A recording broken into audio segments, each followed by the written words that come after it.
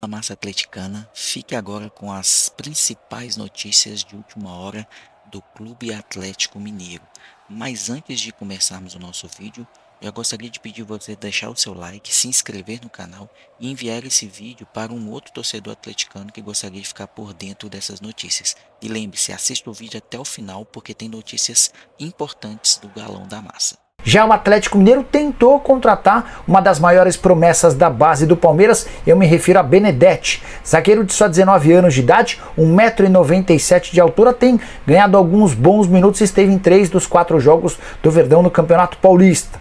Essa tentativa do Galo em ficar com Benedetti aconteceu na temporada passada, no início do ano, segundo revelou Erasmo Damiani, diretor ou gerente geral das categorias de base do Galo.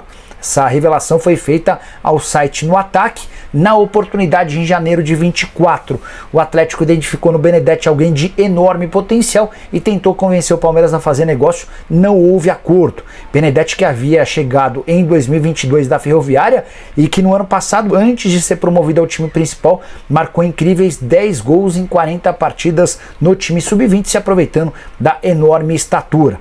Hoje é inviável imaginar o Benedetti se mudando para outro clube brasileiro. A tendência é que ele ganhe minutos no time principal, se torne peça importante e tenha destino parecido ao do Vitor Reis, negociado com o Manchester City por 35 milhões de euros fixos, mais 5 milhões de euros em bônus. Só para completar o noticiário do Galo, Coelho já se despediu do Atlético Paranaense, inclusive pediu desculpas ao torcedor pelo rebaixamento, foi flagrado no embarque em Curitiba, rumo a Belo Horizonte, onde vai passar por exames médicos e assinar seu contrato com o Clube Atlético Mineiro. Última entrevista como jogador do Atlético, vai trocar de Atlético, né, do Paranaense para o Mineiro.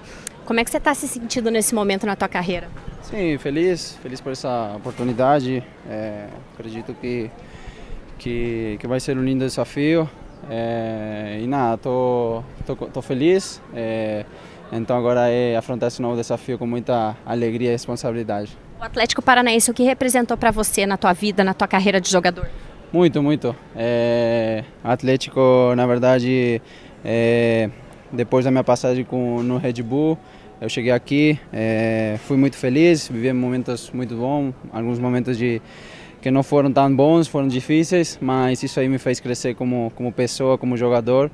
Então salgo com um sentimento de muita gratidão. Acredito que não foi a forma que eu gostaria de sair, o que aconteceu ano passado, então fiquei muito triste, fiquei muito chateado, mas faz parte do futebol.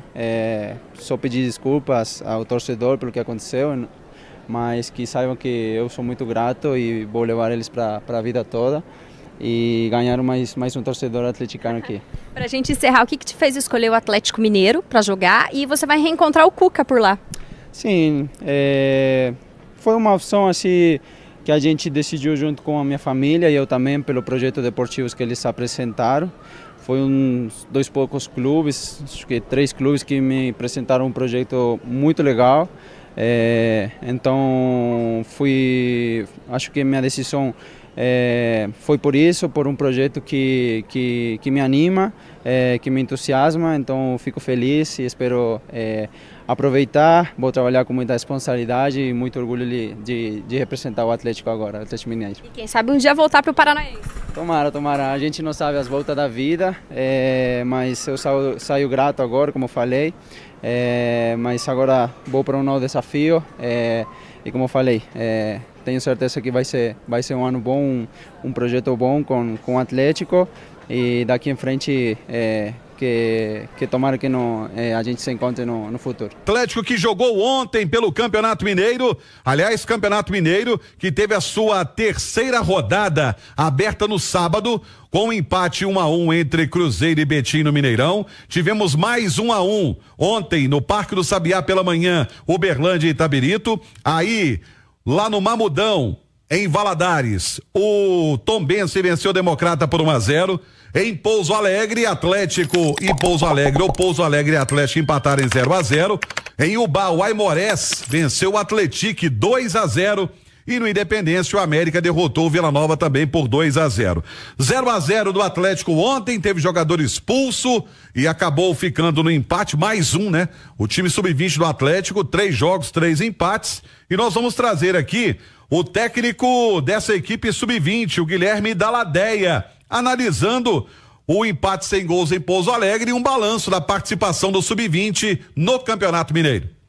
Eu acho que para nós, né, uma equipe muito jovem, com jogadores mesclados do profissional, a gente tem uma mensagem muito grande aos nossos torcedores. Eu acho que foi um grande desafio para todos nós, comissão técnica e atletas, mas eu acho que a gente representou bem o Galo.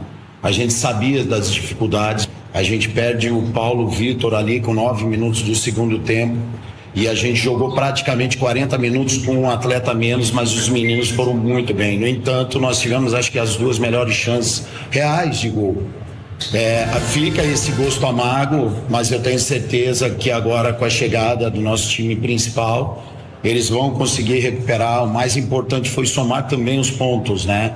Então essa é uma coisa que eu acredito que foi muito bem feita. São 3 pontos e com uma equipe muito jovem a gente vai amadurecer e amadureceu muitos atletas, que eu tenho certeza que agora na sequência do campeonato a nossa equipe vai buscar sim a classificação. Alexandre, o que dizer de mais um empate do time sub-20? E eu achei o jogo horroroso. Eu assisti o primeiro tempo aqui antes de ir para Independência, que eu comentei o América, achei horroroso. O Romano, assim, esses 3 jogos, né? Eles só comprovaram o que a gente já sabia, né? Mas eu acho que assim, com mais evidência, porque acaba que eles, como eles estavam representando o Atlético, né? O time principal do Atlético no Campeonato Mineiro, realmente o Atlético passa por uma crise nas suas categorias de base, né? É o pior trabalho de Belo Horizonte, mas assim, muito disparado. Tá? O maior desafio, muito mais do que no time principal, é a base. A gente percebe que o torcedor ele é muito ansioso pelo time principal, por título. Eu, particularmente, acho que o Atlético deveria tentar focar em base. Focar em base para poder tentar reverter essa situação que é desastrosa. A gente não consegue ver, né? O Gabriel Delfim é um bom goleiro, se deu bem, mas é um universo muito pequeno pra gente poder cravar, né? Realmente foi muito bem. O Lobac é um bom atacante, mas porque os jogadores que tinham que carregar a responsabilidade, e aí a gente fala de Paulo Vitor, de Robert, o próprio Luiz Felipe, né? Foram muito mal. Paulo Vitor ontem com uma jogada, pelo amor... Eu acho que o juiz até errou. Aquilo pra mim não era nem lance pra amarelo, era lance pra vermelho direto, né? Ele deu uma pesada nas costas, no pescoço do cara, quer dizer, um negócio totalmente estabanado, sem... O Robert, sabe? Então é uma situação realmente preocupante, porque é difícil tirar alguém desse time aí que possa servir ao elenco principal, tá? O Gabriel Delfim vai ser o reserva do Everson e realmente mostrou qualidade, mas tirando ele é complicado. É complicado. E eu ouvi uma entrevista anterior do Daladeia, Nath, em que ele apostava muito no fato de que, por exemplo, o Paulo Vitor e o Robert já terem entrado em jogos do time principal, já terem treinado. Eu senti que ele baseava mais ou menos em Delfim, Paulo Vitor e Robert uma certa experiência para o restante da garotada. Tirando o Gabriel Delfim, a gente não viu nada nos dois sobre isso, né?